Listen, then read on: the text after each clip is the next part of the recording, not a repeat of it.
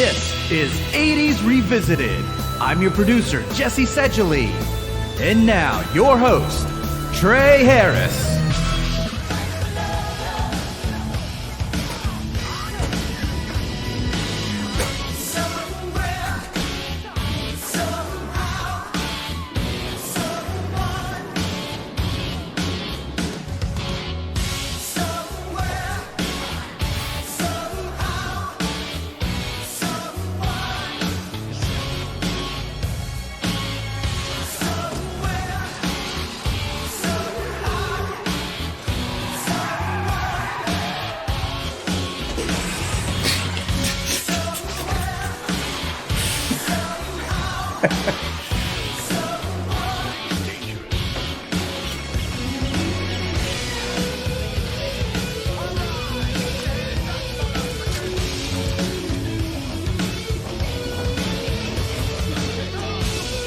Just had to wait for Seagal to show up before I started speaking. That's what it is.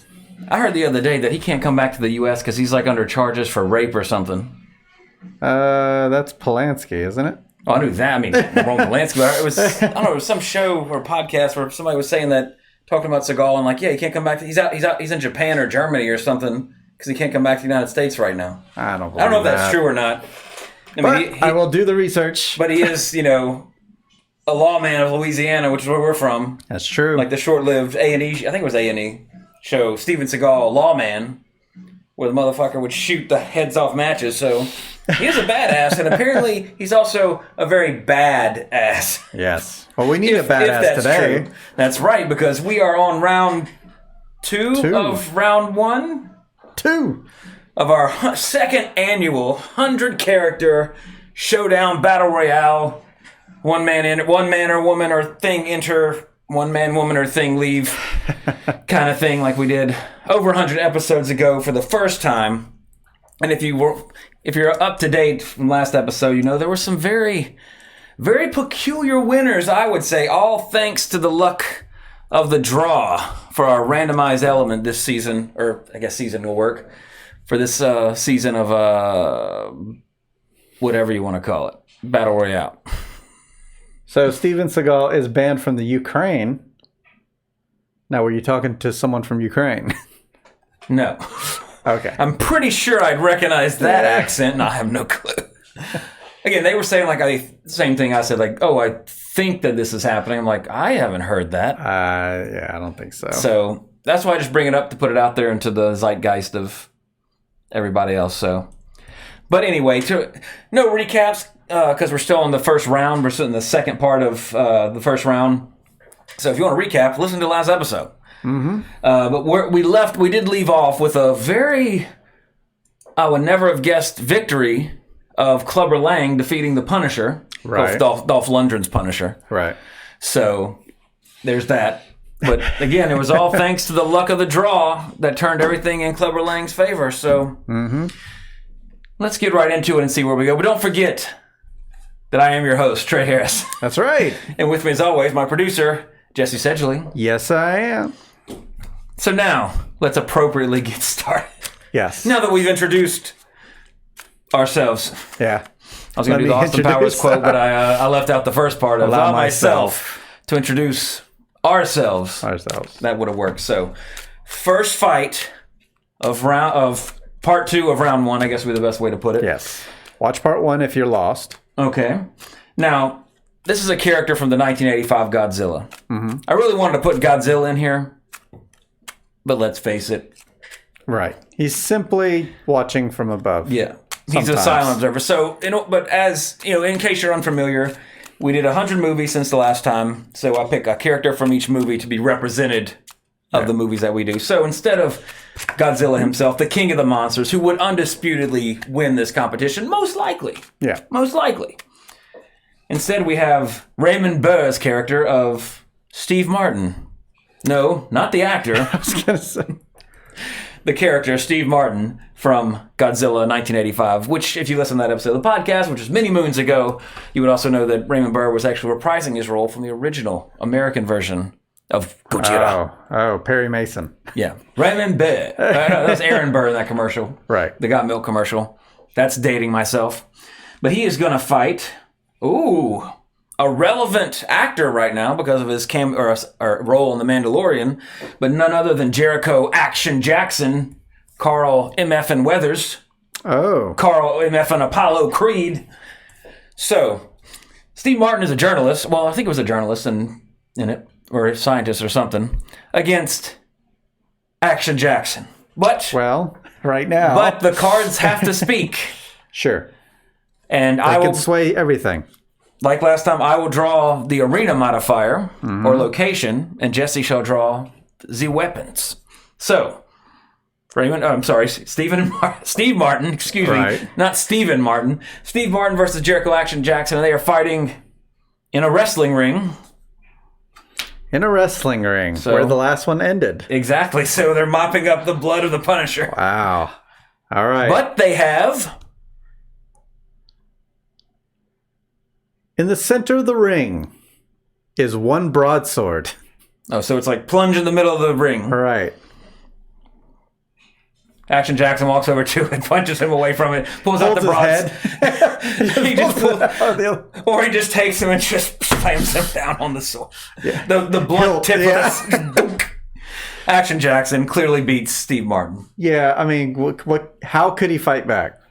He didn't fight. There's nothing. He didn't fight He Godzilla. sits in a room and he talks like Raven Burr talks about we cannot stop Godzilla. He was like, I cannot fight this amazing specimen of humanity. All right. Dead. Now, had it been Godzilla, I'd pay to see that movie. Action Jackson, who could outrun a speeding taxi, as we saw in the movie. He did. And, maybe he might have the speed and dexterity to run around Godzilla just with a sword. Yeah. Godzilla's too slow trying to stomp him. He just slowly, eventually nicks an artery. It's Luke versus the AT-AT again. There you go. Could happen. But unfortunately it won't. It won't. Because that's a little too easy. And the reason we're doing this too, everybody, for all you new people out there, because last time we basically had Superman in the competition. He didn't win. Spoiler alert. But yeah, so we our first 100 character battle really kind of gave us an idea of like what to do and what not to do. So that's why it's not Godzilla. Right. Because even though Superman got last time, but I don't remember how. I think it was like Marty McFly sent him back in time or something. I can't remember. Something like that. If you want to find out, go listen to the old episode and let me know because I don't remember. Yeah. There's our farewell to Steve Martin. Goodbye. You're dead. Yeah. You didn't last. And in real life too, Raven Bird's dead too. Right. So but I was talking. But he didn't last very long. Yeah, he lasted, he's pretty old. IRL. All right. In this match, he did not last very long. Done. Even Perry Mason wouldn't be a match for Jericho. This is a death match. This is not a legal drama. Sure. Unless he was fighting, I don't know. For justice. Kevin Costner's character, Jim Garrison from JFK or something. Then they wouldn't kill each other. They'd argue each other until somebody died. Yeah. Till the other person just kills themselves. Anyway, moving on. Yeah. Next fight. Some are brief. Some take 12 minutes. Yeah. Look at the highlight on YouTube for that one. That's right. The Green Goblin truck from Maximum Overdrive. The Green Goblin truck. All right. So it's a sentient vehicle with the desire to kill people. And he's in here. Boy, I didn't mean to assume the vehicle's gender. It's in here pretty much because Christine is also in here. Her last battle. Right. Car battle. who did emerge victorious. Like, car battle. But that was before I decided to randomize everything. And, the random element makes it more fun. So, however, the Green Goblin truck pulls up. Oh, there it is. And it's going to be fighting Peter Mitchell. No, not Maverick. Tom Selleck's character from 3 Men and a Baby. Oh, no. And I believe he was an artist.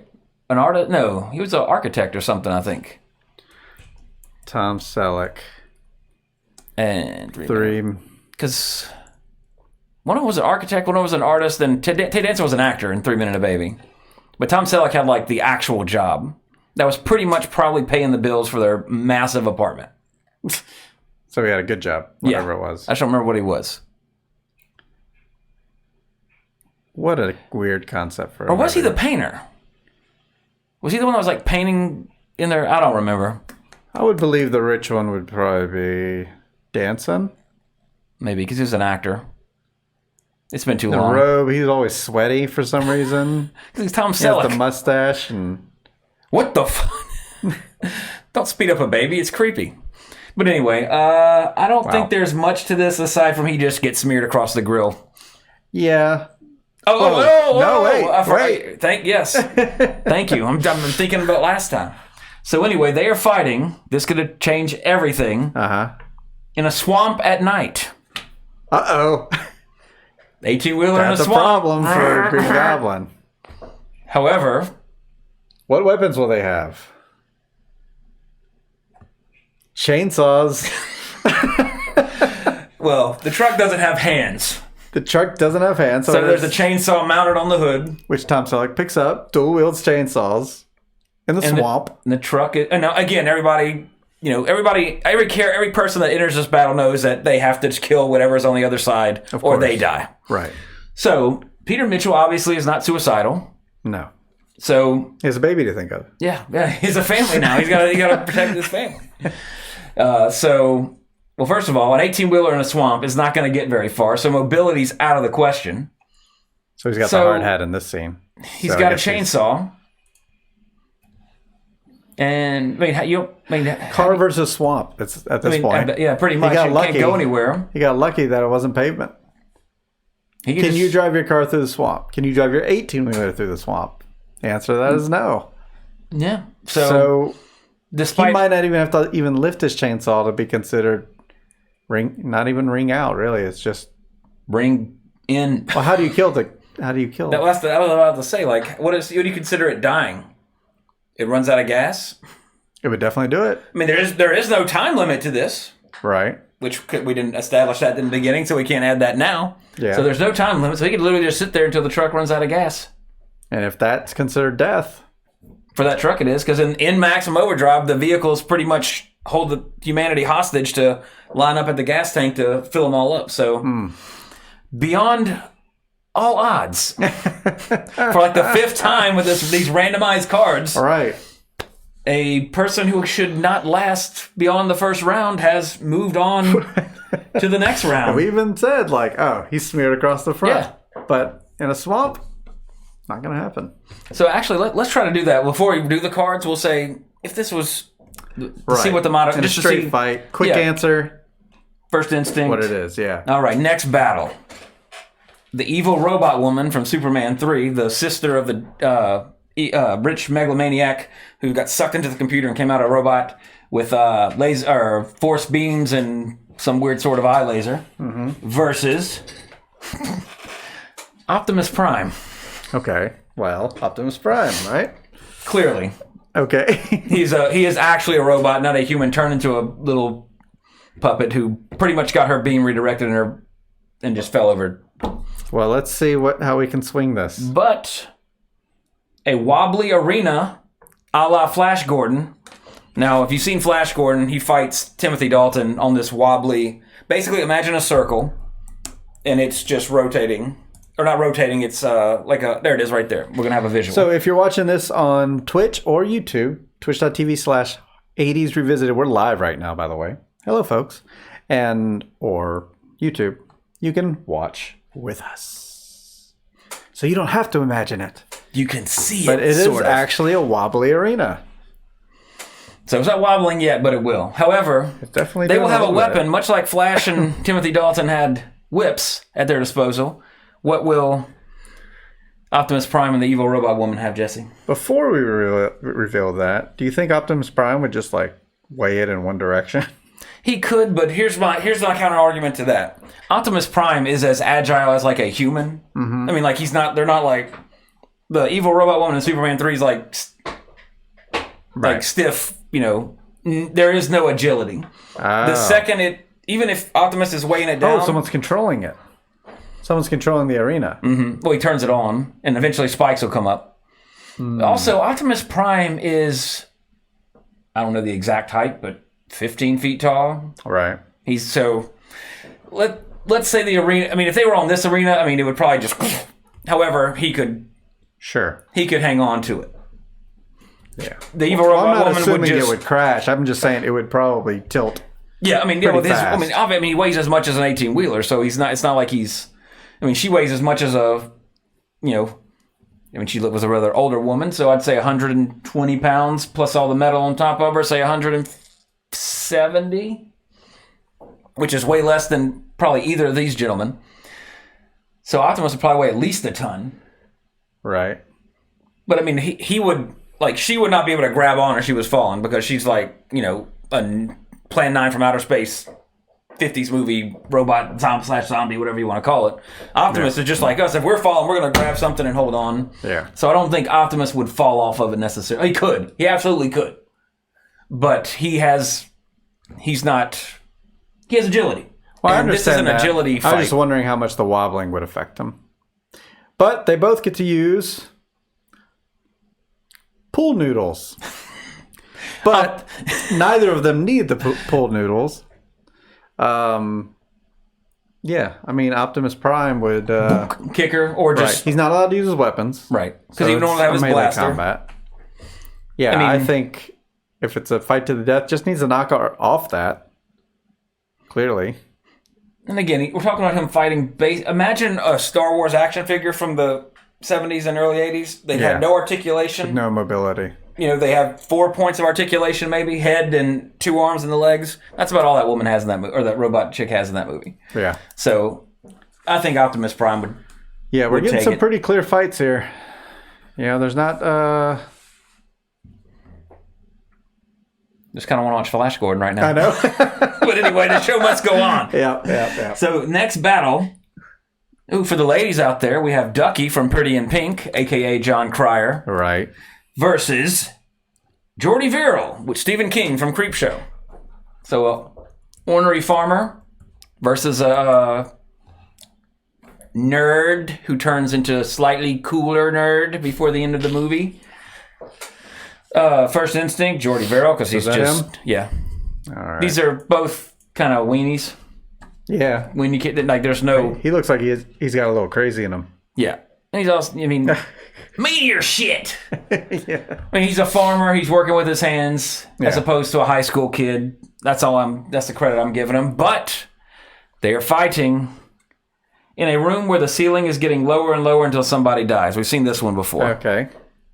So it's a time limit thing. Imagine the Temple of Doom, short round in India in that little cave, and the ceiling's getting, or any movie where the ceiling's getting lower and lower and lower as the fight progresses. Doom. What do they call it? Crush? Sure. Crusher? Yeah. Just so people get an idea. Oh, wait. There's an actual rock crusher in the movie. So it's not this. Room. Oh, this would have been a good arena to add. That one right under it, yeah. This one? Where the spikes are coming down. All right. So when you have the advantage if you're on YouTube or Twitch, twitch.tv/80s Revisited. Or if you've seen Temple of Doom, you should know exactly what we're talking about. But how great that we're talking about it and you can watch it. Visual aids. So we get an idea of the timing at least. Because these are two humans.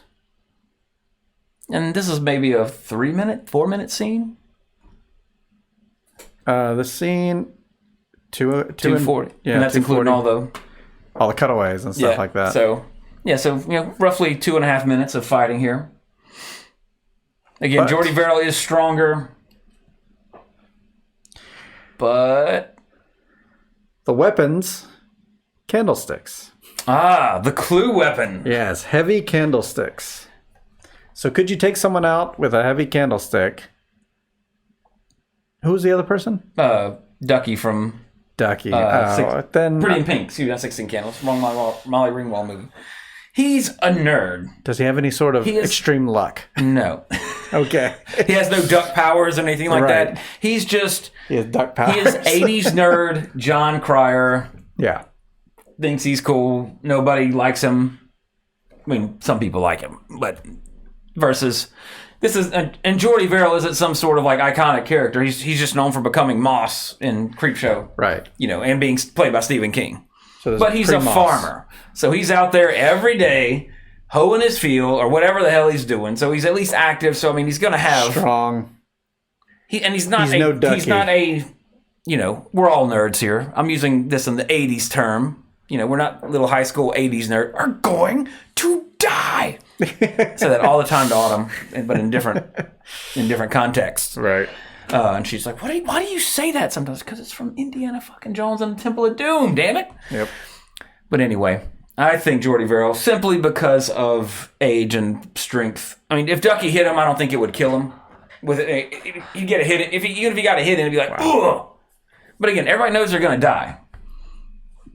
But I'm going to put my money on somebody who has a little more salt and power behind their swings. And remember, you can sway this, 80svisited@gmail.com. Write it in. But I agree with you. Good. This is a lame fight. Yeah. This is the card. This is the one they put on. Now, this is no disrespect. This is going back to the 80s and 90s WWE before, Sable and all that. This is the women's match of the pay-per-view. Oh, yeah. Again, this is not today. Nowadays this is really no good. Disrespect. Yeah. This is, back in the day, they put that on. They have a big match, and they have okay, everybody needs a bathroom break. And it wasn't necessarily a women's match, don't get me wrong, but it would be the lower carded match at that time. Nowadays, women's matches are main events, so which is incredible. Nowadays the weak thing is awesome. which was cool back then, the Cruiserweight Championship. Yeah, Cruiserweights used to be no, this is what I want to watch. Yeah, nowadays it's in WCW, but not these days. So, Farmer's got it. Next match, seasonally appropriate as we are 1 week away from Thanksgiving and thus 1 week away from the official start of the Christmas season. Mm-hmm. Although you wouldn't know it if you go to any store right now or turn on any light rock radio station that are already playing Christmas carols. Right. Ralphie from A Christmas Story. You'll shoot your eye out. Is he? Oh, well, I guess he's not armed. Yeah. Well, we don't know yet. Right. But he will be facing, in a match to the death, Hoops McCann from One Crazy Summer. John Cusack. So we have a child versus high school graduate John Cusack. Right. Who was pretty good at basketball. Right off the bat, I'm going to say John Cusack just... Because he's an adult versus a pretty child. Pretty much. Now, I guess we're doing Kid Ralphie because he does do the voiceover as an adult. That's true. But we have... Now, and Ralphie does go absolutely ballistic on... I forget the bully's name, but he had yellow teeth. Right. Whatever the bully's name was. I mean, this is this is actually the scene. So, I mean, Ralphie's got some spunk in him. But this kid, Ralphie, I can't remember what grade he's in. Let's say 4th, 5th, maybe, against an 8th or 9th grader. Add another couple years on that. Puberty hits boys become men in high school for the most part. Yeah. You get hair in unusual places. You start having unusual feelings. So I would even though it's John Cusack, I would still think he would be able to take a 5th grader. However, they're fighting. They're falling out of an airplane with one parachute. Oh, poor boy. Does he fall faster? Which they don't, because a feather falls as fast as a bowling ball. Let's talk to Galileo about that. Watch Mythbusters.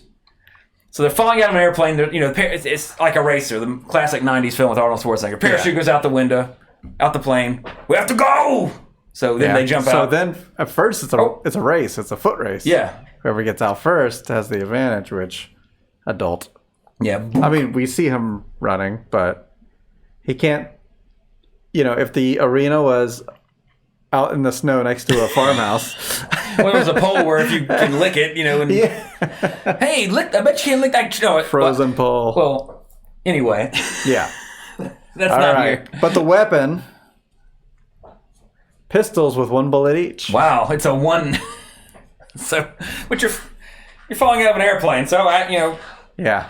You got. I mean, I'm no physics expert, and I've never shot a gun while falling out of an airplane. But I'm pretty sure you'd have to have incredibly dumb luck or be a master marksman to shoot somebody while you're falling out of an airplane. Although, if you're falling at the same speed, I don't know. This is a physics question. If you know physics, if you're falling at the same speed and you shoot at each other. Mm-hmm. Do your bullets, are you falling faster than the bullets are traveling? Or, you have to aim at their balls. And then, you have to take it into consideration. However, neither of these people are scientists. Yeah.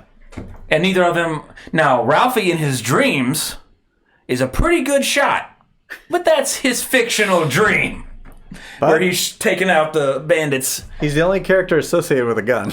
That's true. And what does he do? He shoots his eye out. That's a good point. So you think he shoots, and it somehow hits a bird, hits another bird, comes back around, or shoots him in his eye.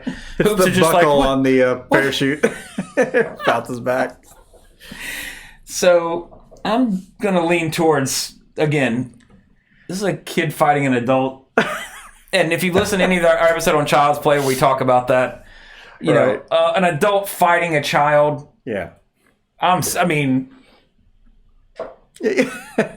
So this is Hoops. Yeah, surviving. This is Arnold Schwarzenegger is playing John Cusack in this scene. The John Cusack story, starring Arnold Schwarzenegger. Yeah. Bye-bye, Ralphie. Yeah, sorry, Ralphie. Ralphie! A child just died. No, here's how it plans out. Oh, fudge! Bang! Or bam, splat. Fuck, so you think the guns aren't even a factor? Yeah. It's just like... Because, again, if I was falling, my guess would be if I was going to shoot it, if they're getting too close to the parachute, I can't reach it. Well, actually, they say you black out at terminal velocity, so I guess you don't really feel anything when you hit the ground. Supposedly, I don't know. I've never fallen from an airplane. Maybe this is how Ralphie dies. He gets hit by the plane. Oh, this is where the single bullet comes into play that Hoops has. Yeah. Ralphie stays in the plane because he saw a racer and that's right. Yeah. No one said he had to jump. No, or true. did it? It just says they're falling. They're already falling. Yeah, okay, they're not in the plane. Falling. Okay. But then Hoops pulls out his gun with one bullet. Now, I'm sure, he shoots multiple times. However, the one bullet takes out Ralphie in the cockpit. Just enough. Wow. So stupid. But classic Arnold. Yeah. So Hoops moves on. And again, everybody, I apologize last time. When we did the first 100-character battle, it was icon versus icon. Sure. Practically every match, because that was when that was our first 100 episode. Yeah. So we were in the big cult classics and big, genre films of the decade. And we still got some very notable characters in this one. Mm-hmm. But there's also some B, C, D team. Sure. So, but nevertheless, next battle. Ooh, Cujo. Ooh, okay. From Cujo. In case you didn't get that. Versus Waldemar, the vampire from Saturday the 14th, played by disgraced actor Jeffrey Tambor. So yeah, first instinct is he gets his ass ripped apart by Cujo. Right. However, there are modifiers that must take place. And this battle is taking place at the dock on Crystal Lake. Okay. So, possible finisher. Yeah, there's a Cinekill. I mean, not Cinekill. What they call it? I forgot. Sudden death or what they call it in the first Eternal Champions. Was it a sudden death, or was that in the CD version? Because the first one just had the environmental kills where you hit them in a certain way when they were at a certain amount of health, and actually in the first one, if you hit them just right anywhere, it was an insta kill. Maybe it was a sudden death in the first one. I don't remember. I haven't played Eternal Champions in forever. It looks like a nice dog. He's cute. Oh, yeah, I know he's playing like a mean dog, but it's Beethoven, basically. Beethoven, Beethoven 2. It's wet Beethoven. That's all it is. I would imagine it exists, but I'm pretty sure somebody probably made a Beethoven parody trailer using scenes from Cujo.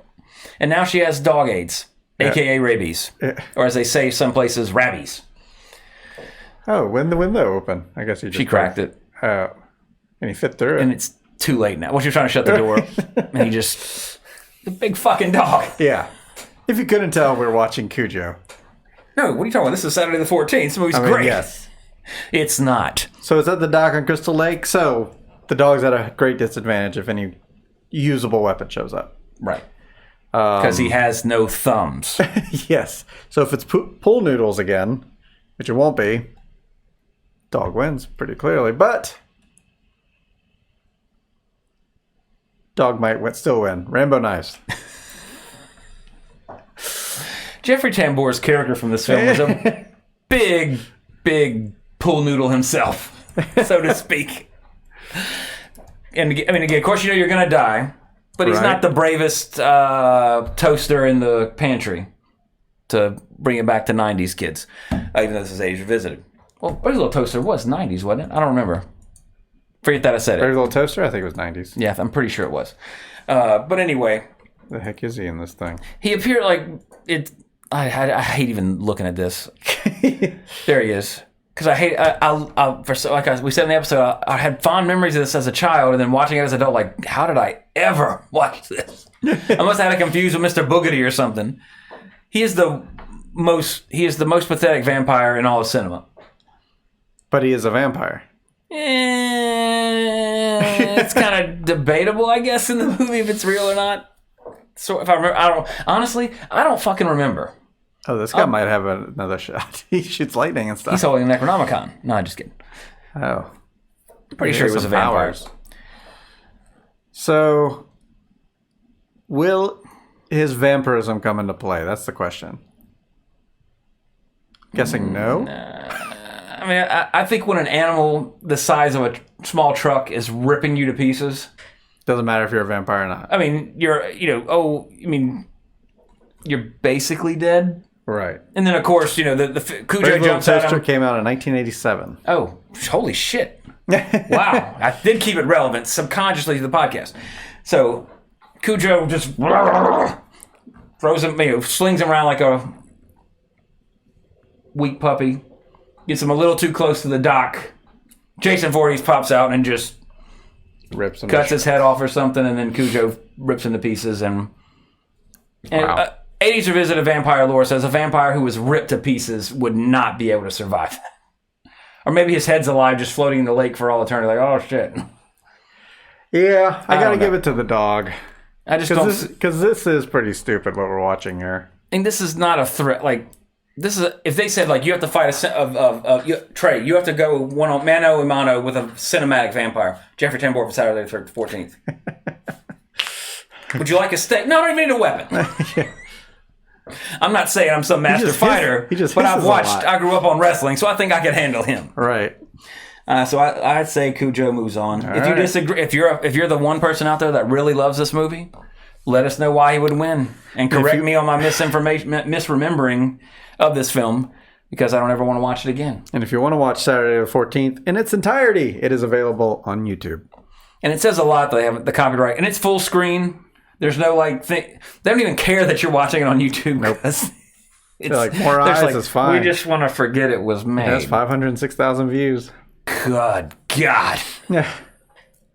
Wow. Yeah, brings back memories that were completely false. That's based on a comment I saw on YouTube. But anyway, moving on. We have, Peter Dickinson. Who the fuck is Peter Dickinson? Well, that's John Ritter's character from Flight of Dragons, a movie I hate equally as much as Saturday the 14th. Funny aside story, if you play D&D, good friend of ours and friend of the podcast, Jeremy, whose last name is the same as a city in Texas that rhymes with Houston, loves this movie to death. And when I told him about how we were talking on D&D about like dragons and stuff, I'm like, oh, speaking of dragons, I watched the stupidest fucking movie I've ever seen, blah, blah, blah. And he's like, no way, I love that movie. I have it on Blu-ray. He says that about DVD. everything, though. He loves everything. No, but he was like, he started singing the theme song, Flight of Dragons. The only reason I know remember how the theme song goes is because every D&D session, we make a Flight of Dragons joke, like, wow, that role was worse than Flight of Dragons or whatever. And then Jerry was just like, oh, come on, man. Wow. It's like, Flight of Dragons. So it's just the regular dude. Yeah. Well, he turns into a dragon. But in terms of this contest, he is he's an author. Okay. And from the other corner, let me just say right now, I honestly believe there's nothing in either one of these decks that would allow him to beat the Toxic Avenger. I'm just going out on a limb. Toxie. The Toxic Avenger versus John Ritter's character from Flight of Dragons. Let's see what's not going to make a difference. In the Thunderdome. Thunderdome. By the way, the Toxic Avenger also available. And I probably can't play these clips. There's going to be some... there's also copyright issues, but also skin memories. Issues. Yeah. Lots of memories. And I'm not saying memories. Yeah, be very careful. Yeah, exactly. We don't want to get insta-banned. I mean, it's... There he is. There's Toxic. You should know him. You should know who the Toxic Avenger is if you like 80s movies. Clip. He looks all right there. And that's good enough. Yeah. Okay. You know who we're dealing with here. Yes. So they're in the Thunderdome with... razor-lined Frisbees. Funny enough, this is the same combination, isn't it? I think so. It was in the because it was Thunderdome Littlefoot versus with Razorline Frisbees. somebody. A Cannibal from Cannibal Holocaust. I'm going to give this deck a cut. That is literally... There's 25 in each one. It is. And we reshuffled them. So that's amazing. I don't know what the odds are for that. That's better than my odds of rolling a critical in D&D because... Yeah. Speaking of Jeremy, I swear to God he has weighted dice because that motherfucker rolls like 4 criticals a night. Wow. And he's rolled like multiple times in this campaign, 2 to 3 in a row. Now he gets to roll with advantage because he's a barbarian. This is, the brief D&D chat. Yeah. So statistically he has a 9.34 chance of rolling a crit every time. So, I mean, that's decent odds, but this motherfucker, I swear to God.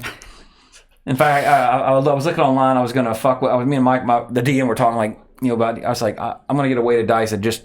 I'm going to tell you a session. You let me know, like, when it's not like a necessarily, like, it's more like just a kind of progression session, not like a, all campaigns you have those sessions where you do maybe more talking and it's just like light battle, or like maybe I'll pick a fight with him, and like that'll be the cue that I'm going to use the statistically better dice and see what happens. But anyway, I don't think it matters because it's Toxie. It's toxic. Against a screenplay writer or a book, an author. Yeah, he wouldn't know what to do. He would run. He can't run. He's tethered. Well, that's true. I mean, he would just try to get away until Toxie eventually gets a hold of the tether and like brings him closer. He might get a cut on Toxie, like just swinging wildly. Dumb luck. For those that don't know the Thunderdome, 2 men enter, 1 man leave. That's how I arrive every day at work. Just slide on my little hook chair, wearing that exact outfit. Thunderdome. Jeez, where's the fight? It must just be the intro. 2 minutes. It's just like the announcement. Okay. But yeah, it's basic. Take a strainer for when you make macaroni and cheese, turn it upside down, put 2 GI Joes in it. That's Thunderdome, because that's exactly what I did as a kid, mimicking Thunderdome. It's a little bit better. So they're in this arena, bungee jumping around. All around. One is a literal superhero. So really, all that gives them is just the ability to jump. Basically, low gravity modifier. Yeah. Now, of course, there are weapons in Thunderdome, but again, they just have... The only weapons in this Thunderdome are Razorline Frisbees from Hard Ticket to Hawaii. Melissa in the Twitch chat suggests the dragon, but this author is not turning into a dragon. Yeah, he doesn't have his dragon ability, Melissa, so he's unfortunately... simply a screenwriter. And however, and the dragons in Flight of Dragons are not like any of the dragons you've ever seen. Right. These are fat, kid-friendly, non-violent, practically dragons. Like, Pete's dragon. Yeah. That really round, bulbous, bizarre-shaped dragon. So even at that in consideration, I would say Toxie would still kill him. Toxie wins because it's like they get within melee range and he just grabs his skull and just crush it. I mean, he rips out people's intros with his bare hands. Yeah. So there's no debate. He can get wherever he needs to. He'll probably just rip that bungee out. Yeah. If he gets hold of the bungee, he'll just pull him, he'll just swing him around and beat him to death on the thing like Jason with somebody in a sleeping bag. Yeah. So moving on down. Ooh. All right. I know what you're thinking. I really hope the weapon's a gun so that Dirty Harry Callahan might have a chance of winning. Yeah. However, he will be fighting, and again, I'm not looking at this until we're all finding this out at the same time. Ooh. We have 2, obviously Dirty Harry is an iconic film character. Mm-hmm. One of the greatest lines in cinema history in the original Dirty Harry. However, obviously it drops a lot in the sequels. Right. Dirty Harry. However, right at the beginning of it. Yeah. Yeah. Nevertheless, iconic character. Now, if you were to say, this is A-list movie badass. Right. Now let's go. We can't go B movie badass because that's Bruce Campbell. We have to go to C movie badass for his opponent. Because his opponent is the one who uses the weapon from the previous fight as his signature weapon. That's right. Our friend in Tasmania, Ben, is like, what? Because it is Rowdy Abilene from Hard Ticket to Hawaii versus Dirty Harry Callahan. Now, we already know that, because we're not reshuffling until the next round, we already know that Rowdy does not get his signature weapon. However, he's well versed in a multitude of weapons. But in a hand-on-hand fight, this scene is so wonderful. The dialogue makes it, which you're not going to hear. But if you have not seen Hard Ticket to Hawaii, go on YouTube right now. At least watch the Frisbee scene and then watch the entire movie because it is great. If you like bad movies, and if you haven't seen this, you're missing out. So, but honestly, this would be a fantastic fight with no, in our last deathmatch rules, they were just fighting because Clint Eastwood's a big guy, but he's not, he doesn't really fist fight too much. It's very, just pop, tough guy kind of fighting. Rowdy's got, he's got some muscle and he's got some fight. There's the weapon from the last match, the razor blade Frisbee. And the razor blades are much smaller than I remember. So. However, that doesn't matter, Jesse, as we're about to witness. I was just thinking about Littlefoot, though. No! Cut straight through the hand, into the jugular. Insta-kill. Fatality. Yes. And he also got a Speedo. Yeah. So he's got that going for him. But so honestly, if it was just old school rules, I'd have to hard fight. I would still give it to Harry Callahan because he's Clint Eastwood. And he's tough as nails. He's got the toughness. Rowdy's got the toughness, but he also has a little help from his friends. Where Dirty Harry's pretty much it's him versus the mob and everything else. But he won't have time to switch frisbees. Yeah, they are fighting. This could change everything on a non-sturdy rope bridge over raft goop from last battle. That's right. It changed. So again, we're going back to the Temple of Doom. It's a legacy game. Forgot about that. Yep. So it's the Temple of Doom rope bridge. Where the one where Indy cuts it eventually, but instead of fighting over crocodiles, not alligators as you see in the movie because they're in India and alligators aren't from India. True. It's the goop from the raft segment of Creepshow 2 because last episode, the raft fought on that, or the goop fought on that level and just obviously has no hands, so it just fell right through the rope bridge and died. Yeah. However, it did not die. It got a ring out, which is viable because we do Tekken and Soul Calibur rules. Namco fighting game rules do apply, or Virtua Fighter as well has ring outs. So, it's now if they fall off the rope bridge, they are going to get horribly dissolved by the goop from the raft. However, they each have a weapon, possibly. This is going to take some discussion. 80srevisited@gmail.com to help us settle this, but they're armed with katanas. Oh, shit. Okay. I think Rowdy Abilene just took it. Yeah. He definitely earns an edge. Yeah. But this is... No pun intended? Yeah. No, pun very intended. But they're on the bridge, though. Yeah. There's no running here. This is... Who's better at using a katana? Now... This is one of those where we have to do a Deadliest War thing. We have to run the simulation 100 times in a computer to, this absolutely could go either way. So it's really more so what is a feasible conclusion. Because again, they're fighting on a rope bridge. Now, of course, if this was an 80s movie and you have on one side Clint Eastwood, on the other side you have, I forget the actor's name that plays Rowdy Abilene, but he's from Bolden. He's a soap opera actor. True. I forget his name, but he's Ron Moss or something like that. I want to say that's it. He's a terrible actor, but he's great. He's like Bruce Campbell. He's a horrible actor, but you love him. He's so bad. Yep, Ron Moss. Ron with two N's to balance out his last name. Yep. Weird. But again, horrible actor. But he's got those. He has stoic. Like he looks like he would be like legendary actor Ron Moss. Right. Like if you look at his still picture, he's got a very actor look to him. However, he does not have acting chops. Yeah. And I love him for it. I'm not saying that's not a bad thing, Ron. I think you're amazing and I love you. You're hilarious. And you're Rowdy fucking Abilene. So, but anyway, if this was a movie, which we kind of, when we related it to Tango and Cash versus the Blob, Clint Eastwood would not die to this character in a movie. Yeah. It would be, they would pull, it would be a climactic, cut, slice. Eastwood might be about to lose because we know Abilene does have a little more prowess or skill with bladed weapons. Maybe not necessarily. I don't remember having a katana in it. Again, I've only seen Hard Ticket 1.5 times. He does use a knife. Callahan uses a knife in one of them. Yeah, but a katana is not a fucking knife. It's true, but this does... That's what I mean... Callahan, he's a cop. Sure. So they don't go through like sword training. Now, of course, I don't remember if he's ex-military or anything. I don't want to go that far into the character.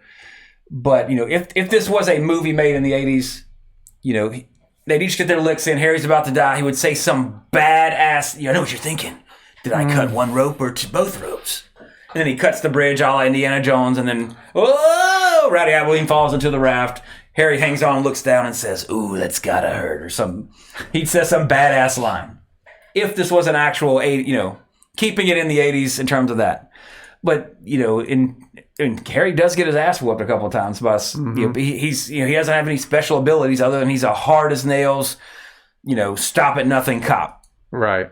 Whereas Abilene is, I think it's sort of like a secret agent kind of thing. So, a little bit more training, more skilled. This isn't a movie. This is who would win. Now, it would be down to the wire. It's hard to predict. In my heart, I would want Clint Eastwood to win. However, let's let logic. The heart cannot guide the brain. Right. It would be so close, but I think Abilene would eventually get the kill. He's just better built.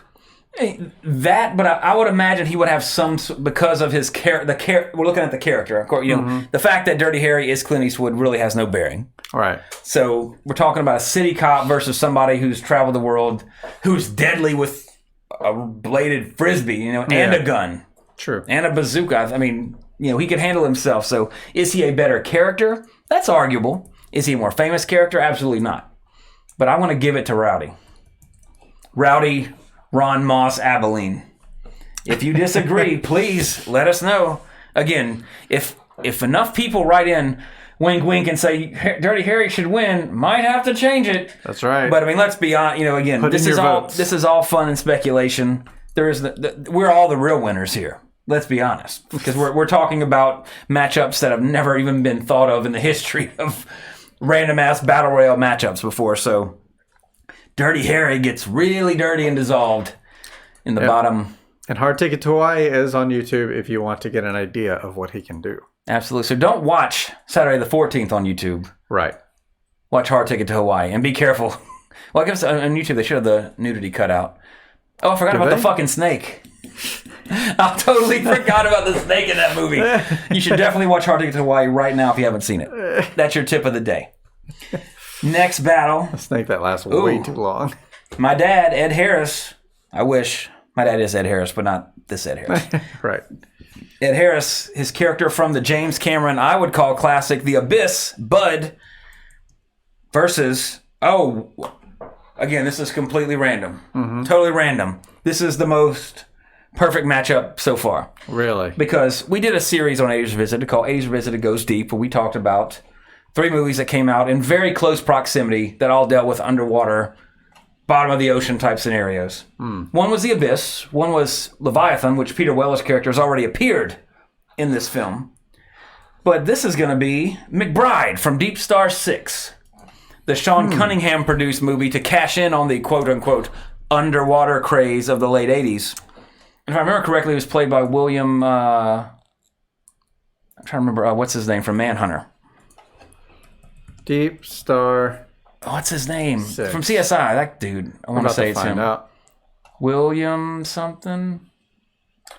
So on this list, no, Greg. Never mind. Greg Evian? Never mind. I was way fucking off. I was way off. Yep. Bulldogs, what's up, guy? Or he says hello. Howdy. Yeah, so, since I didn't even know who the fuck this is, I'm going to say that... and now Bud takes on a Navy SEAL in The Abyss. Uh-huh. Granted, the Navy SEAL is Michael Biehn, which kind of gives the edge to the Navy SEAL. However, he's suffering from compression sickness. Is he in this clip? That's him. See, he looks like William, what's his name, a little bit with that beard. It was the beard. Like Aragorn says, it's the beards. Threw me off there, so... And as we talked about on that is. 3-movie series, Deep Star 6 is definitely the least entertaining of the 3. Although it had some of the coolest cover art, I'd say. But anyway, I'm going to give it to Bud. He beats up a Navy SEAL. He brings back a dead woman from, he's multifaceted. He saves... This is the pre-fight, by the way. Yeah. Because we haven't revealed Oh, shit, that's right. Yeah, so, yeah. It's going to have to be... Okay, I'll be perfect. I don't remember shit that McBride does in this. All I remember is that he's the hero. Okay. So I'm going to go out on a limb here and say, again, the randomness is not going to matter either with this. But let's see. It might say that you automatically kill your opponent. It doesn't. There's no card that says that. But let's see. They're fighting on a deserted road with occasional cars zooming by at 100 miles per hour. Okay, so nowhere near the water. They're not even underwater. And the weapon. So the fact that Bud can hold his breath for a very long time Not a factor. has no bearing on this. Yes. But they will be equipped with whips that can latch onto anything. Indiana Jones's whip. 2 of them. Bud wins. I don't even want to talk about it because I don't remember McBride enough to even have a debate on it. Right. McBride is a C-movie version of Bud's character from The Abyss. It is. So... The real thing wins. Yeah. It's Coke versus fake Coke. Bye-bye, McBride. You get whipped and then Ed Harris throws the handle onto the car. Right. Or he attaches the whip to your belt, because there's a little tassel there, and then latches it onto the car and you get drugged to your death because you suck. Right before he throws you in, he's like, "You'll never be me." The dramatic zoom in, all the music stops, the car stops moving for that split second, so it's complete silence because Ed Harris is that much of a badass. Yeah. Now, if this was Ed Harris versus Peter Weller's character from Leviathan, we have a different little scenario to run through. But however, do you know if he's in this? He already. I think. Let me bounce back real quick because that's Gotta go back in time. Whoop, not that sheet. Let's see. He fought. Yeah, he fought Veronica Sawyer from Heathers and he won. Spoiler from last episode. Simple. Alrighty, moving on. Okay. From our request month that we did, we have Joey Lawrence's character from Pulse. Whoa. Wait, was it Joey Lawrence? Was it Joey? Yeah, look that up. Was it Joey or was it his little brother in that movie? I think it was Joey. No, it was both of them. Yeah, both in the movie. Yeah, okay, that's why I was... Yeah, so Joey Lawrence's character from Pulse, I don't remember the name. Did like the movie, though. We covered it. Was requested by, I think, UK Pete, maybe? Or Lee? So we got another boy fighting. Yeah, it's another child. But he will be fighting. This is great. So we got a lot of one-sided fights here. It's still one-sided, but at least it's interesting because Joey Lawrence from Pulse is fighting Chucky. Oh. So it works. This is the most recent Chucky. Yeah. So... Well, it's going to have to be a factor here because if it was just them, I'd say the boy might win. Yeah. Because that's how it works out for Chucky every time. However, they're fighting on the Running Man ice rink. Okay. So they're fighting in an ice rink. So he doesn't have a lot of space to go. Neither of them are going to be able to keep their footing. It's going to be very slippery. Do we have a visual for this? We had one last time. No, I didn't do any computer stuff because we weren't streaming. Oh, that's right. Well, time. because I remember we watched part of it. Running Man. But it's a small size ice. They're fighting on ice. The nets, if you get thrown to the net, it's going to slam shut and trap you in it. Environmental hazard. We're talking Joey Lawrence from Pulse. He's just a normal kid versus a possessed doll with the. Now, of course, like we said, they all know they're going to die, so they're going to be fighting for their lives. Mm-hmm. However. If it was just a regular kid like Joey Lawrence and a serial killer, a kid that was a serial killer, my money's on the serial killer. Yeah. In this case, the serial killer is possessed by a doll. However, Chucky's weapon of choice though is the knife. That's right. He may not have that. Correct. In fact, he only has a Nintendo Power Glove. But so does Joey Lawrence. I don't think that's going to make a factor except to strangle. It's a melee fight. Right. Yeah. So. How would Chucky kill him? I guess just strangulation. That's the only way. Now again, they're on ice. Yeah. Now in my because I want Chucky to win. I honestly believe Chucky would win. Period. Bottom line. Mm-hmm. So my scenario would be either this. Chucky's obviously tougher than a human child. Mm-hmm. And again, there's no projectile weapons. They're on ice. They're gonna be slipping around. Joey Lawrence tries to get away from Chucky, slips and hits his head, and it's like, Chucky just walks over, Santo di Mano Sala, and just possesses Joey Lawrence. Or you can do that. And the doll falls over, lifeless because he took, took his soul. They're gonna play hide the soul. Right. That's my dream scenario for this. But I think it works. I think Chucky, there's no reason the boy should go on. Honestly. I mean, he's just what things did he do in Pulse? Got panicked and ran away and... Typical boy stuff. Yeah, I mean, I think he saved his dad from the house. No, his dad was in the house alone. He was just a kid like, no, we got to help him, blah, blah, blah. So he really didn't do anything. He's just a normal kid. Apparently there's some razor wire. Yeah, like on the side. Well, that's how Sub-Zero becomes Plan Zero. Odd job? Yep. Speaking of this, here's a random bit of trivia that has nothing to do with the 80s, but we like to go on tangents. I told you, I don't think it was on the episode last week, Jesse, but I mentioned that I rewatched Austin Powers, the original one, for the first time in a long time. I always had fond memories of it, so we rewatched the first two. The first one holds up way better than the second one does.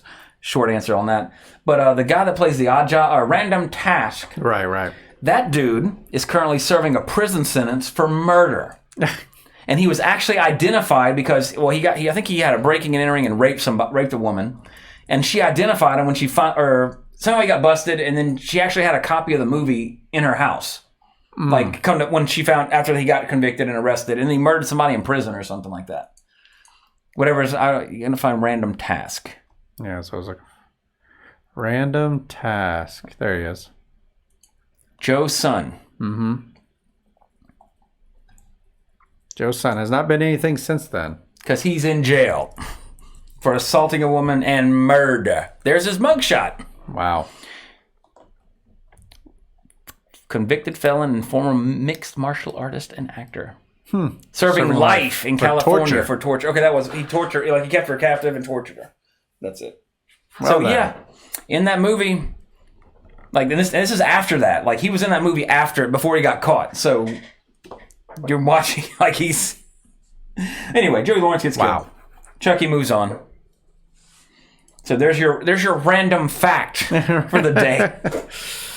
Next battle, we have Peter Weller's in this countdown twice. We already saw him as Weller. Mm-hmm. I mean Weller, Becker or whatever it was from Leviathan. But now we have one of probably his second most iconic role. First, of course, being RoboCop, who was in last time the original Battle Royale. Mm-hmm. But now we have what I would say his second most popular character or most famous, Buckaroo Banzai, physicist, race car driver, musician. Renaissance man. He's done it all. Saved the world from alien invasion. Versus, and I just put City of the Living Dead character because all the characters in that were lame. So, that's not a good clip to play. Maybe I should have picked Jeff Goldblum as the cowboy. No, but anyway, City of the Living Dead, great movie to watch, fun, but there's really not a memorable character in it. So I just put, like I said, pick any character from that. From which one? City of the Living Dead. Recently covered it. It's a recent episode, too, for Halloween Horror. Okay. There's no memorable characters in it. I didn't even care to look one up. I'm going to say Buckaroo Banzai takes it because, A, he's not a loser. Is what I'm going to say. So, however, they're going to be fighting. This would have been great a few matches ago. In the middle of the ocean. In the middle of the ocean. Would have been great for whoever can hold their breath more. So here's that classic gore scene. Well, that was it. Oh yeah. So if you're squeamish, well, it's not playing for them right now, but actually, if you're squeamish, period, don't watch this movie. City of the Dead. City of the Living Dead. Living Dead. It's a Fulci film. We recently did it. If you're a horror fan, you've probably seen it already. It's got one of the most famous gore scenes in it. This side of Romero, and the ending is very confusing. Spoilers. So which characters is pick one? I don't care. like random zombie, the boy. Let's just say random zombie. Random. Just say the main dude. I can't remember his stupid name. Again, I like this movie, but I cannot name a single character from it. It's a gore film. You're watching it for the gore. Yeah. And it's great. Here we go. Fatality. So, ew, man-hand. That zombie, because it's pretty strong. Yep. Versus Buckaroo Banzai in the middle of the ocean. Buckaroo Banzai can swim. Before you even pull your weapon, blah, blah, blah, sink, bye. Bye. But, however... The zombie went up the stairs pretty quick. But... Trademark weapon. What is that? That would have been like had we had RoboCop or the Toxic Avenger would have his mop. Okay, so Buckaroo Banzai has his weapon of choice. Which, I mean, he's a rock star physicist, scientist, musician. I mean, it could be he doesn't even need one. His weapon of choice, he's smart. He'd be a raft.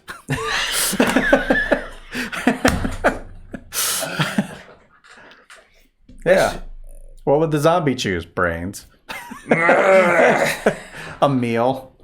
Yep. This is just a random combination. But again, I'll go back to the... It's almost like a bye week for unless Buckaroo the zombie Banzai. picks a nuclear weapon that just detonates immediately upon entering to the arena, it just sinks to the bottom of the ocean and fights a shark, like in Fulci's also...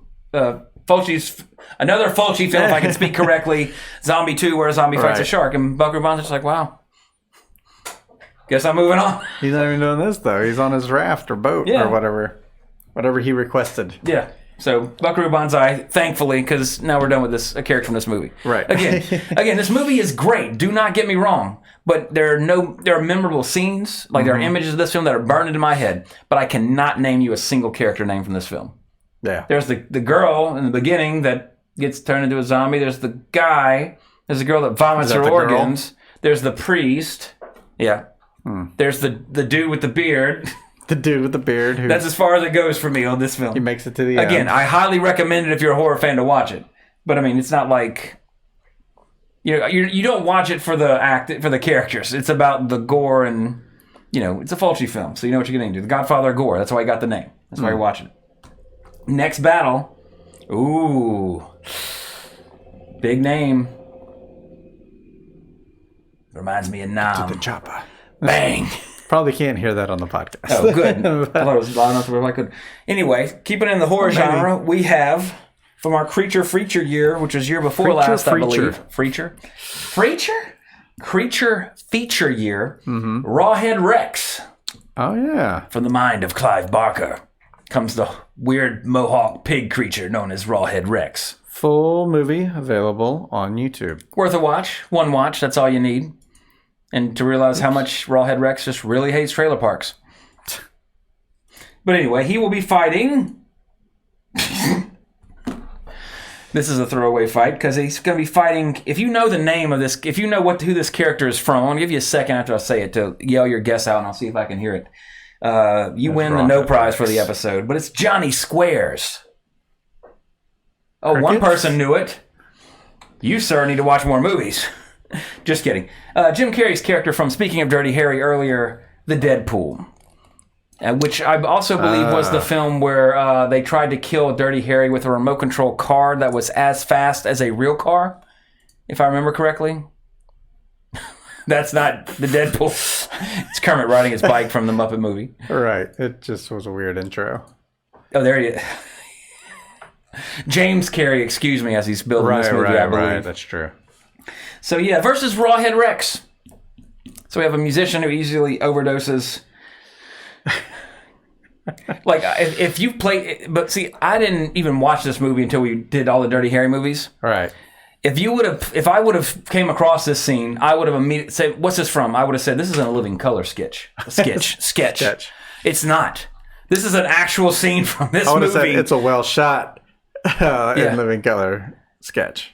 But this is an actual scene from a Clint Eastwood movie, much less a film in the Dirty Harry franchise, which we all know if you listen to any of them, went downhill and downhill and downhill until it came to this abysmal mess.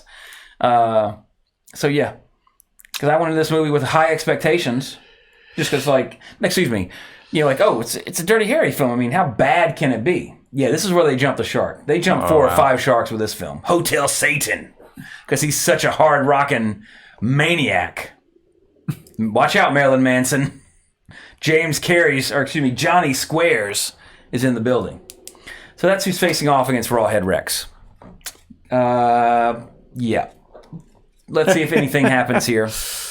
They are fighting on a deserted street with approaching zombies. Still Rawhead Rex. Yeah. Again, it needs to be a nuclear weapon of some sort or something. Well, it's not. It's boxing gloves. Rawhead Rex. Yes, quick. It just... He doesn't even need the boxing gloves. He tries to put the boxing gloves on, and they just his claw. He doesn't.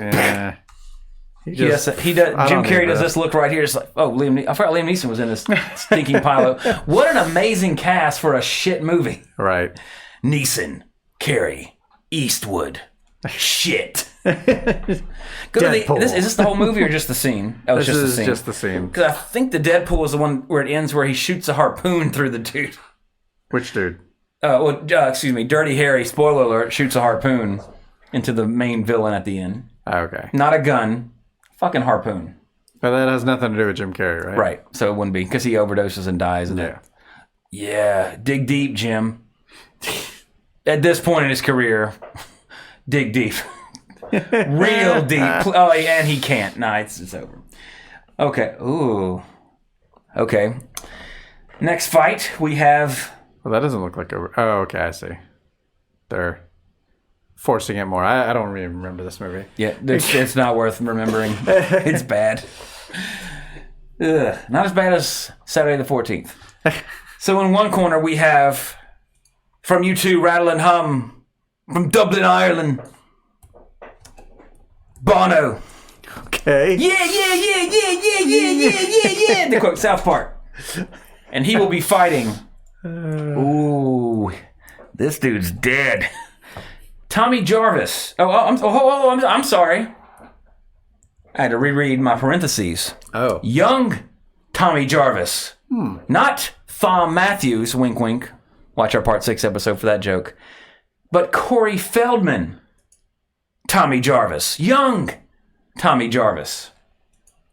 Good with masks. So, again, adult versus child. Here he is. Now, this is after he's been traumatized by the horrificness of having to survive and fool Jason Voorhees. Someone added health bars at the top. Well, he's still alive, so he's about to instantly reduce that. But young Tommy Jarvis is fighting Bono in the Santa picture location from the mall from A Christmas Story. Okay. So there's a chair. They're sitting on the throne. Fight there last time. Yes. There's a slide on one end, a staircase on the other. Bono on one side. Corey Feldman on the other. And the weapon that they each have or will be competing over is... If it's a machete. If it's a machete, I will say right now Tommy Jarvis wins because of this shit right here. Yeah. Motherfucker goes berserk on a fool with a machete. Yeah. So, no weapons. The purity of unarmed combat. Bono kicks the shit out of this little kid. Really? Has Bono shown his fighting skills? No, but he's an adult versus a child. Now, if it was a judo or martial arts champion kid, might be some different here. But we're talking, YouTube Rattle and Hum Bono. So we're talking late 20s, early 30s Bono versus a 14-year-old kid. Mm-hmm. I don't know about you. Now, no, there are some big 14-year-olds out there. But I would say giant boys. Yeah, it's like the Ace Ventura When Nature Calls. There's a lot of videos of Bono fighting things like AIDS, poverty, blindness. So he's got a track record of and he's still up. He fights things. Who knew? He fights things with money. I should have put that as a weapon. Lots of money. Lots of money, which is basically unarmed. Yeah. But again, to me, this is an adult versus a child, and we're not talking about Kino from Ninja Turtles 2, where he's a skilled martial artist. This is just a kid who makes masks. Bono too. Yeah, younger than me, us right now.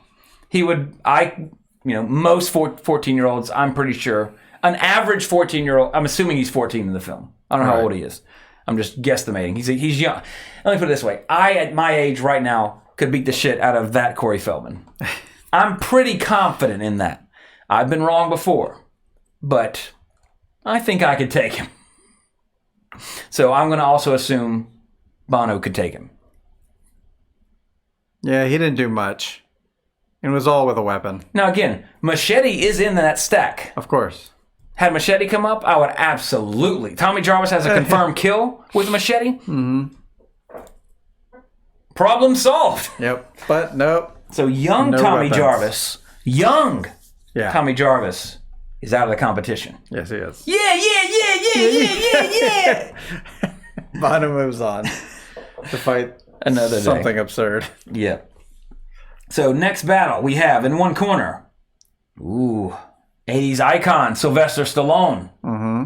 But what character, you ask? Not Tango. Cobra. So hard-boiled cop. I forgot his name from the film. John Cobra. I don't remember what it was. How could you forget that? I'm pretty sure it wasn't. It was some badass name, but it wasn't John Cobra. Please go to IMDb so it doesn't bug me for the rest of my life. Okay. Oh, it's John Cobra. No, I'm kidding. Aha! Subliminally, I happen to remember that. Let's see. So, I hate every time they redo this freaking website. Cobra. His name was... I knew it was something with Marion Cobretti. Cobra for short. Marion? What kind of tough guy name is Marion? Yeah. Of course, I'm winking at the camera because I know John Wayne's real name was Marion. If you like John Wayne... That could have been why he did it. I'm probably sure that was probably a reference to that. Has to be. Why would you name you're an 80s action star. Right. Competing for the top notch with Schwarzenegger. Yeah. So you're, whatever. Anyway, Marion Cobretti will be facing, this is going to hurt my heart.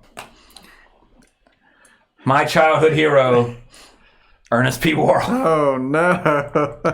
From Ernest Saves Christmas, Ernest P. Worrell. So, this hurts. This is going to hurt my heart so bad. That's Ernest Goes to Jail. I know. I'm just looking for fight scenes that hopefully he can have a chance. Well, let's not kid ourselves. Ernest saved Christmas in his movie. Yeah. Cobretti just saved, a woman from women from a serial killer. What's more important, a few ladies, or every child's dreams for one day a year? I'm gonna say the ladies. This isn't the Christmas movie, but it's the best Ernest movie. I'm just looking for fight scenes. This was, of course, a couple years later, so this is pre-troll. But we still have weapons to show. We'll see, but they're fighting in front of the supercomputer from Superman 3. Okay. So nothing really, just a high-tech room. Yeah. There is a method of death that could happen, but it's not gonna be a factor. Weapon is blue jean jacket and hats. No, I'm kidding. I was like, I don't remember writing that. Oh my God, it's an Ernest Christmas miracle. No, it's 2 poison throwing stars each. Ernest would be like, yes, the throwing star. A man's... And my idol falls down dead as Cobretti lights his cigarette. Right. Don't talk in a fight, jackass. Just something badass. God damn it, Ernest. Well, who were you hoping he'd fight? A child? Yes. At least wanted him to get to round 2. Either way, he's going to say a speech before the fight. Of course. So. Rest in peace, my friend. And Ernest Saves Christmas is on YouTube. They need to get that shit off of there because you need to pay money to see such a classic. Well, you would want to pay money because it's in 240p. Oh, wow, yeah. That's really bad. Pretty awful quality. Now, of course, if that's all you got and you've never seen it, sure, then by God, give it a watch. Oh, it's 360p. My bad. Oh, it makes such a big difference. Right. Well, it looks like it was uploaded using a AOL toaster, America Online connection. Anyway. Well, Ernest is dead. Well, that hurts. Ernest saves hell now. I don't know. Ernest goes to hell. Yeah. Yes! Roasting marshmallows over the skulls of my enemies. Again, if if Jim Varney was still alive, the possibilities that they would make now. Of course, they would never do something like that because Ernest was completely family oriented. So you never have Ernest goes to Camp Crystal Lake or Ernest goes to hell or Ernest goes to Elm Street. Although, again, if I had a time machine and a shit ton of money, I would have made it happen. Yeah. Look, Jim, just do it. Here's $40 million. We're making this movie. Box office returns, $7 million. I don't care, it exists. That's my alternate reality. But anyway, moving on down. Next fight, we have Chandler Jarrell. Who? Eddie Murphy from The Golden Child. We did Eddie Murphy month. He will be facing Bill Pullman from Serpent and the Rainbow, whose character was Dennis Allen. So Serpent and the Rainbow. Bill so we have an Pullman. author who was trying to write a book or a journal essay on Haitian voodoo. Oh, yeah. Versus, I remember this. What was Eddie Murphy in Golden? He was an investigator or something. But he fought off Charles Dance and, This is a whole bunch of scene we demons. used at the beginning of this. Yeah, with the effects and... Decent movie, but it goes places. But they will be fighting in a mine that is about to collapse. So they're underground, they run into each other. The ground shaking. You gotta go through me. Or you gotta go through me. You gotta go through me, because I'm a pilot. And Long in the air. So they run into each other. Rocks are falling everywhere. It's like, okay, one of us is getting out of here alive. They break up liquor bottles, and that's all they've got. Half a liquor bottle. Chandler Jarrell, was not a book writer. Not that there aren't book writers out there who probably know jujitsu or, could handle themselves in a fight. This character from Serpent and the Rainbow couldn't literally fight his way out of a paper bag because he panics at everything that happens and just tries to run away and gets scared to death of everything. If you want to see a man scream a lot, watch The Serpent and the Rainbow. No, it's a great. It's goofy out of context, but it's a good film. It's entertaining. It's very visual. It's got some great ideas to it. He gets his sack nailed to a chair as we're watching right here. Can you say that on Twitch? Well, I cut it off before that happened. Okay. We can talk about it. Okay, just making sure. But didn't show it. Great ideas, but I'm gonna say Eddie Murphy. That's a horrible Eddie Murphy impression, I know. Takes him out. Eddie Murphy, the Golden Child. So what was his role in that movie? He was like an investigator or a detective or something like that. If he's, Yeah, well, he's the chosen one. He passed all the tests. Again, we've watched these movies, I'll be honest, The Golden Child's not one of my favorite movies. Watched it once in the 80s and once again when we were talking about Eddie Murphy, so I don't remember too much about it. Oh, yeah, this scene's pretty good, though. But, yeah, I think he's a bit scrappier than Bill Pullman. Even if it was just Eddie Murphy versus Bill Pullman in a fight. I'm going for Eddie Murphy. Yeah, me too. So there you go. He moves on. All right, last fight of this third of the first round. Mm-hmm. And last fight for this episode, at least, we have Frank Booth. Which, always, if you don't know who that is, giving you a second to think, and you're going to go, oh, yeah. That's Dennis Hopper's character from Blue Velvet. The nitrous oxide sniffing psycho rapist, sexual fetishist, kinkist character. Crazy as shit. Versus another actor who in reality seems to be crazy as shit sometimes. Dennis Quaid. I had to draw a blank on his name for a second. I had to think. Dennis Quaid. To Dennis. The Battle of Dennis's. Good point. Who? There can be only one. I hope it's katanas. I hope you pull katanas up. Well, katanas are even used, unfortunately. Oh, that's right. On the bridge. Fuck. Anyway, so we have Frank Booth versus Dennis Quaid's character from one of my favorite 80s films, a great film with Martin Short called Inner Space. So we do have... Now, Frank Booth is there you go. Crazy-eyed motherfucker. He's gangster. He's crazy. However, you have Lieutenant Tuck Pendleton. Now, we know I don't remember what branch he's in, but nevertheless, he is a military man, and he's a lieutenant, so he's been in for a pretty good amount of time. What's his name? Lieutenant Tuck Pendleton, or Dennis Quaid. Now, if this was just a literal battle of the Dennises, Dennis Hopper would beat the shit out of Dennis Quaid. Because Dennis Quaid beat up Meg Ryan in reality and deserves to get his ass kicked for that. At least back then. Now he plays in a whole bunch of Christian movies, like The Shack. So if you turn your life around, that's great. But you still laid hands on Meg Ryan. And I will never forget. So that's right. This is the movie where he goes. He gets shrunk and put inside Martin Short. Shrunk? Because he's regular size in the beginning and the end, so it's just normal. He's an alcoholic. Yeah. Not that it has any, and alcohol is not a weapon in that deck. Although he did have the alcoholic bottle, so he could have chugged it before. Although that maybe drunken master style might be his form of fighting, but we don't know. However, crazy Battle of the Dennises. They are fighting at a health club with toxic waste outside, and their weapons are lead pipes. The most savage of weapons that have come up so far. I think so. Now, seems like every time it comes up, it's a savage beating for somebody. Yeah. And who's more likely to give the savage beating? Dennis Hopper. Dennis Hopper. Absolutely. Right. Now, I was thinking the same thing because you have a military-minded person who's going to use strategy.